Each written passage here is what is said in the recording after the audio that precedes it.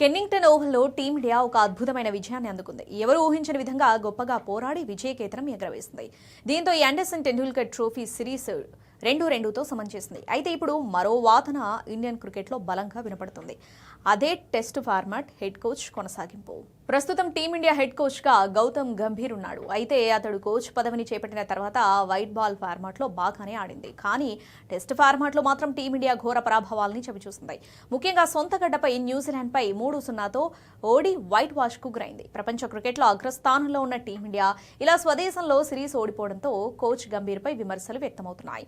దీనికి కారణం అతడి నిర్ణయాలే అని అందరూ విమర్శించారు. అయితే ఆ తర్వాత జరిగినటువంటి వరల్డ్ గవాస్కర్ ట్రోఫీలో కూడా టీమిండియా ఓడిపోవడంతో పాటు WTC ఫైనల్ కి కూడా అర్హత సాధించలేకపోయింది.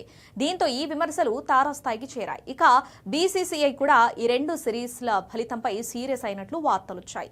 ఇప్పుడు జరిగిన ఇంగ్లాండ్ టెస్ట్ సిరీస్ అనంతరం ఒక నిర్ణయం తీసుకునే ఛాన్స్ ఉందని సమాచారం. అయితే ఇప్పుడు ఈ సిరీస్ ను సమన్ చేయడంతో గంభీర్ ఫ్యూచర్ పై సందిగ్ధత నెలకొంది.